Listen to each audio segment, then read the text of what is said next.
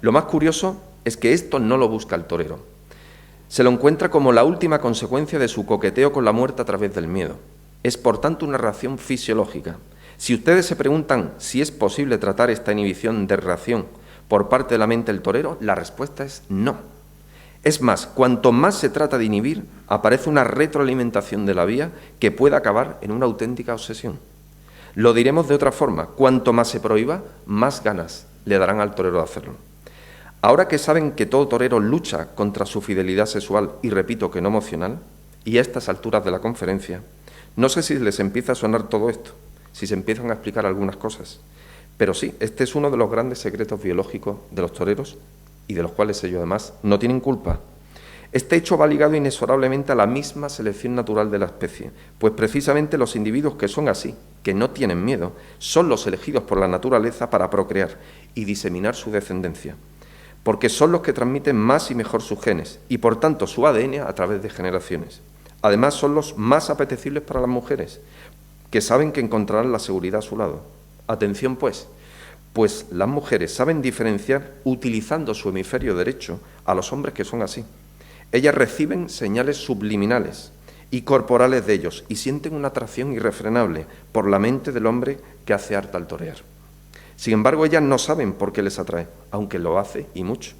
En ellas esta reacción les hace activar su hipotálamo, su pituitaria y sus ovarios para segregar otra hormona, otra neurohormona, la oxitocina, que es la responsable del deseo sexual femenino. Para hacer esto solo tienen que activar la parte más primitiva del cerebro, el que compartimos hoy, aún en día, con los reptiles. Se denomina paleocerebro. Esa parte del cerebro le dice a la mujer que le gusta al torero que no debe dejarlo escapar porque será capaz de transmitir en sus genes una valentía como pocos hombres pueden hacer. Y eso significa supervivencia. Esto es antropología pura. Por eso los consideran padres ideales de sus hijos, porque saben que van a tener una descendencia que perdurará en el tiempo. Los hombres también se dan cuenta que este tipo de ser humano es distinto, es diferente a los demás, y le provoca en su interior una potente respuesta de envidia, de admiración y de respeto. Por eso los toreros tienen grandes amigos y también grandes enemigos. El miedo produce cambios fisiológicos inmediatos. Se produce taquicardia, palidez, dilatación pupilar, ganas de emisión, ganas de defecación, la respiración dificultosa, jadeo, excitación de conducta, un electrocardiograma completo aberrado con todo tipo de arritmias, sobresalto, apertura de la boca, movimientos de mandíbulas, expresión facial, sudor sin control. Todo esto hace que el cerebro de un torero se parezca mucho más al cerebro de un guerrero. Sin embargo, este guerrero no lucha contra otros, no tiene ejército que le protejan. Lucha solo contra un potente y mortal enemigo, el toro. El torero sabe que puede morir cada vez que torea, pero sigue haciéndolo a lo largo de toda su vida. Y hoy van a saber el porqué. Lo que voy a explicar ahora no son opiniones personales, son auténticos descubrimientos científicos publicados en las más prestigiosas revistas de ciencia del mundo, a los que se ha llegado utilizando lo que se denomina tomografía por emisión de positrones o resonancia magnética funcional. Tras tomar imágenes del cerebro y comparar las áreas que se activaban, o para que todos me entiendan, se encendían como cerillas en una habitación oscura, se llegó a la conclusión que aquellos cerebros moldeados por el miedo se caracterizan por lo siguiente. Y entramos de lleno en el segundo gran secreto biológico de los toreros. Y es que utilizan ambos hemisferios. La mayoría de los hombres solo utiliza el hemisferio izquierdo. Sin embargo, tenemos un hemisferio izquierdo y un hemisferio derecho. Esta es la razón por la cual todo torero siente que su muleta es una prolongación de su brazo. Esa es la razón por la cual los toreros tienen más intuición, más telepatía, más premonición, más improvisación y más anticipación que el resto de los hombres. Además, entre ambos hemisferios existe una conexión que ellos utilizan sin darse cuenta. Anatómicamente se llama cuerpo calloso. En los hombres normales es una carretera comarcal. En los toreros es una autopista de 5 carriles. Así, si el hemisferio izquierdo analiza en el tiempo, mientras que el derecho sintetiza en el espacio, por esa autopista pasan en milésimas de segundo tiempo y espacio a la velocidad de la luz. Dicen que un hombre sabio estaba sentado con un amigo cuando empezó a anochecer. «Enciende una vela», dijo el sabio, «porque está oscureciendo. Hay una justo a tu izquierda». ¿Y cómo voy a distinguir la derecha de la izquierda en la oscuridad, tonto?, le dijo su amiga. Cierra los ojos y llegarás a ella. Pues bien, los toreros sabrían exactamente dónde está esa vela. El hemisferio derecho emplea un estilo de pensamiento divergente, creando una variedad y cantidad de ideas nuevas más allá de los patrones convencionales. Aprende del todo a la parte. Para entender las partes necesita partir de la imagen global. No analiza la información, simplemente la sintetiza. Es relacional, no le preocupan las partes en sí, sino saber cómo encajan y se relacionan unas partes con otras. Así es como funciona. Cuando un torero hace lo que sabe, torear, solo se deja llevar por su intuición. Es más, ya sabe lo que va a pasar antes de que suceda. Esa es la razón por la que saben exactamente qué toro les llevará a la gloria y cuál a la desgracia. Probablemente incluso lo sepan antes incluso de que salten al ruedo. ¿Les va sonando esto? ¿Quieren saber el tercer gran secreto biológico de los toreros? Verán, en 1929 Hans Berger utilizó un aparato de electroencefalograma para descubrir cuándo los ojos de una persona estaban cerrados. Se dio cuenta de que el cerebro era atravesado por distintos tipos de ondas, digamos así, de frecuencia eléctrica. Las clasificó estas frecuencias en delta, zeta, alfa y beta.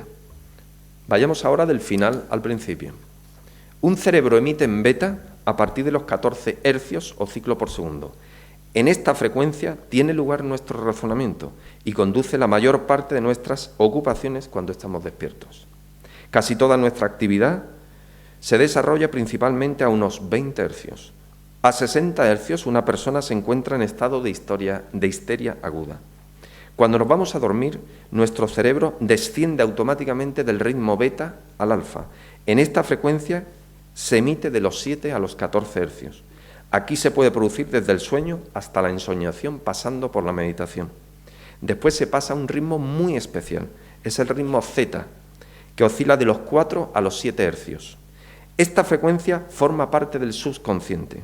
Las experiencias emocionales se registran y graban en esta onda. Zeta es la puerta de la conciencia hacia el mundo de los fenómenos psíquicos, llamados también paranormales. Emiten en ella los fakires, los yogis hindúes, los monjes Shaolin, los samuráis, los médiums y a partir de ahora ya lo saben, los toreros. También es producto de la influencia del miedo, es otra consecuencia biológica colateral del estar sujeto al impulso del miedo. Es un efecto indeseable, es una crueldad innecesaria, es un daño colateral del mismo. Un humano normal emite en beta cuando está despierto y cuando duerme, duerme en alfa. Un torero solo está en beta cuando no torea, porque cuando torea está en estado alfa y se maneja por su subconsciente. Podríamos decir, por tanto, que torea meditando o medita toreando. Los supertoreros alcanzan otro ritmo que no tiene nada que ver con el ritmo alfa. Lo veremos después. Si el torero es capaz de mantener ese ritmo alfa durante su faena, triunfa, pero si entra en ritmo beta, fallará.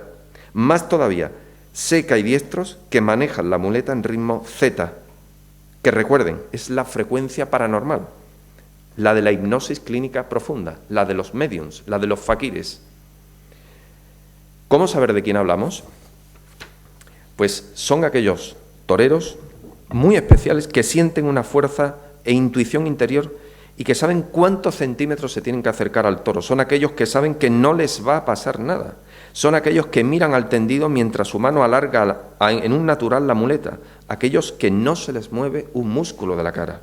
Esa es la razón, señoras y señores, por la que la mente del torero acaba percibiendo cosas que en su etapa de novillero no rondaba por sus pensamientos. Desde premoniciones hasta sueños con significado. Desde flashbacks ven películas de lo que les va a pasar hasta anticipaciones. Todo torero sabe cuándo va a ser cogido por un toro. Esto es así. A estas alturas probablemente no les sorprenda que yo le esté diciendo esto. Muchos toreros cuando sueñan se ven durmiendo, es decir, salen de su cuerpo y regresan a él. No voy a decir más. Simplemente recuerden que antes les afirmé que eran paranormales y que sus cerebros emiten en frecuencia paranormal. El cuarto gran secreto biológico de los toreros es la potencia y la calidad de sus neurotransmisores. que son las sustancias que utilizan las neuronas para comunicarse entre ellas, como si fueran aparatos de telefonía móvil. Utilizan una zona del cerebro que se denomina núcleo caudado. Esta zona se hereda directamente de los reptiles en la evolución humana. Con ella se sirven de estímulos y de motivaciones para enfrentarse a un toro, utilizando y exprimiendo al máximo su instinto de supervivencia. Para esto, y a través nuevamente del miedo, hacen inconscientemente que sus cerebros produzcan una gran cantidad de dopamina, un potentísimo neurotransmisor que controla la atención y el cumplimiento de objetivos. Esa es la razón por la cual un torero considera que no existe faena perfecta. Es la química la que le induce a pensar eso, la química cerebral. Esa es la razón por la cual los toreros, después de acabar una faena, sienten que tienen que enamorar. No saben cómo explicarlo, pero es así. Es otra consecuencia derivada, es otro daño colateral biológico. La explicación es sencilla, y es que la dopamina se segrega en grandes cantidades en adolescentes enamorados. ¿Se han preguntado cómo es posible, además, que no exista la enfermedad del Parkinson entre los toreros? Es natural. Bajas dosis de dopamina ocasionan esta enfermedad. Y los toreros, los maestros del toreo, les pasó como a Obelix. Se cayeron en una caldera de la que nunca han salido. Otro neurotransmisor, la norepinefrina, les produce y les induce euforia, pérdida de apetito, les hace recordar cada detalle de la lidia antes y después de cada corrida. Otro neurotransmisor, la serotonina, no les deja pensar en otra cosa que no sea el toro antes de la faena. Es más, después de la misma, siguen pensando como si fuera un trastorno obsesivo-compulsivo. Su serotonina está siempre en máximos. ¿Han pensado alguna vez el bajísimo índice de depresión que existe entre los toreros? Sobre todo en aquellos que están en el límite entre los toreros y los supertoreros. Todas estas sustancias que todo humano tiene en su cerebro, ellos las tienen en mucha más cantidad. Por todo eso, sienten todo más, todo lo viven más y todo lo sufren más. Esa es la razón por la cual estos neurotransmisores son los teloneros de la verdadera artista de la hormona, de las hormonas, y actúan como una presa, como un embalse, dejando escapar a la sustancia que les hace enfrentarse y matar al toro. Esa sustancia se llama testosterona. Los altos niveles de testosterona que mantienen los maestros a lo largo de su vida les crean un síndrome de abstinencia cuando dejan la muleta, y a veces les permiten olvidarse de detalles defectuosos de su arte, incluso de sus malos momentos en la plaza, con riesgo incluso de perder la vida. Se ven abocados a la pasión pura y dura por el toro, y se les abre, por el efecto de esta hormona, una puerta abierta al instinto. Ellos no se lo explican, pero son absolutamente dependientes. Sin ella no pueden vivir, porque se encuentran en un proceso mental ambiguo, donde fluyen sentimientos de protección, de respeto, de cariño y amor, y a la vez fluye con la misma fuerza un irrefrenable instinto sexual primitivo que no conoce límites. Todo esto es debido a la testosterona. Tampoco tienen ellos culpa. Asumo que se habrán quedado sorprendidos, pero quizás les sorprenda aún más esto. El quinto gran secreto biológico de los toreros. La mente de un torero es sumamente protectora de todos los que tiene a su alrededor, sean familia, amigos o trabajadores. Funciona su círculo más cercano como un clan donde él es el jefe. ¿Se han preguntado el por qué? Es por la testosterona. Agarrada a esta función protectora se posiciona una cualidad de su mente. La mente de un torero es capaz de hacer dos cosas al mismo tiempo, no es como el resto de los hombres. Para mantener un amor calmado y querer establecer a una mujer por siempre jamás, y a la vez puede desear intensamente a otra sin romper su vínculo de pareja. ¿Les va sonando esto? Esta reacción es absolutamente fisiológica e involuntaria y también viene mediada por el miedo. El sexto gran secreto biológico de los toreros es la plaza. La plaza es un sitio donde a lo largo de su vida han estado en contacto con ambientes en donde han encontrado estímulos esenciales para su supervivencia. Eso es lo que se denomina en neurociencia aplicada la preferencia del lugar, o sitio donde se sabe que van a encontrar esas propiedades gratificadoras de estímulos que van desde las respuestas simples a las complejas. Eso desarrolla las señales de lugar para el torero, donde el hombre mantiene el contacto con dicho lugar, incluso en la ausencia de la recompensa primaria, en este caso, torear. Esto es, aunque deje de torear, vuelve porque le recrea situaciones placenteras que ha vivido allí. La plaza es el único sitio donde da salida a su mente. El miedo ha modelado su antojo y resultado de la batalla con el mismo es ese miedo el que le va a volver a hacer añorar para sentir y para sufrir. No cabe duda, la mente de un torero es única y lo que hace es decir, torear también es único. Mente y torero, torero y mente, toreo y mente, ¿hay algo más estimulante? Probablemente si rebuscamos mucho lo haya, pero seguro no podrá compartirse con centenas de personas al mismo tiempo. Y eso lo hace casi especial, lo hace mágico. Nadie en su sano juicio es capaz de ponerse delante de un toro porque iría en contra de su propio instinto para la supervivencia. Lo que atrae del torero es precisamente eso, que se pone, porque cree que puede ponerse. Todo lo aquí relatado viene dado por la impronta que ha dejado el miedo, repito una vez más, en la mente del torero, cómo la ha deformado, cómo la ha transformado y cómo la ha transmutado. Ellos no tienen la culpa. Todo lo que han escuchado aquí son reacciones fisiológicas y, por tanto, involuntarias de la mente del torero, que está como en el presidio de las neurohormonas. Justamente, en una cárcel, dejan de ser dueños de sí y por eso adolecen de cierto grado de locura, por no seguir las mismas reglas que el resto de los mortales. Son, por tanto, mentes diferentes a los demás. Llegamos al séptimo secreto biológico. Voy a hacer aquí un especial hincapié, y de hecho este fue el momento en donde en la investigación este séptimo secreto me afectó a mí personalmente, me conmovió profundamente porque describe el paso de torero a supertorero.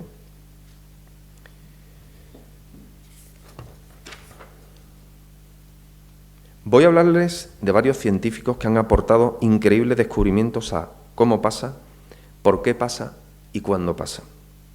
Me refiero al pensamiento y me refiero a los pensamientos. Sé que este séptimo secreto que les voy a contar es posible que no se olviden de él jamás en su vida. Verán, el doctor Bruce H. Lipton, lo pueden buscar en internet, lo pueden buscar en libros, es un reputadísimo biólogo celular norteamericano. Descubre algo increíble, que el cerebro de la célula no es el núcleo que se creía hasta ahora, sino su membrana. No sé si saben que cualquier organismo está compuesto de tejidos y esos tejidos están compuestos de células.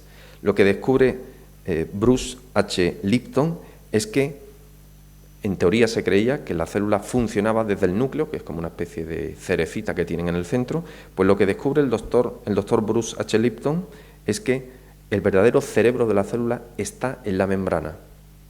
Es como si dijéramos que nuestro verdadero cerebro no está aquí, sino que está en la piel. ¿De acuerdo? Ponga ahí ese ejemplo para que se pueda entender. Demuestra que las células procariotas, es decir, aquellas que no tienen núcleo y que son verdaderamente primitivas, son inteligentes. Se hace entonces la pregunta, ¿cómo es posible que si comen, digieren, respiran, excretan, perciben dónde está el alimento, reconocen toxinas, depredadores y realizan maniobras evasivas? ¿Cómo es posible que hagan todo eso si no tienen cerebro, si no tienen núcleo? Entonces denomina la membrana mágica y hace un símil con un ordenador. El núcleo sería el disco duro y la membrana sería el teclado que decide lo que escribe y cuándo lo escribe. Descubre además que en la membrana se utilizan unas proteínas receptoras que tienen antenas y que reciben ondas electromagnéticas. Llegado a este punto, ustedes pensarán, la relación que pueda tener todo esto con la magia de la mente del torero, con la conferencia en sí. Pues la tiene mucha.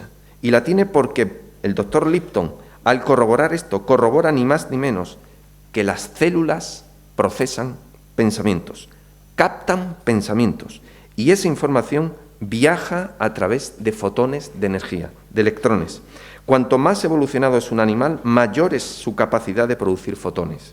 Esto significa que es la célula, según el doctor Lipton, la que a partir de pensamientos positivos o negativos expresa una anomalía en su interior y después en todo el grupo que hace enfermar primero al tejido y después al órgano. ¿Quiere esto decir que en el cerebro humano solo existe el ego y que la mente no está en el cerebro, está en los 50 billones de células que existe en nuestro organismo? Cada célula es una biocomputadora y el conjunto de todas ellas es un superordenador que analiza los pensamientos negativos, que eso sí, induce el cerebro en donde, en su opinión, solo existe, repito una vez más, el ego. Los pensamientos positivos los generan los 50 billones de células. Los pensamientos negativos los genera el ego. Voy a hacer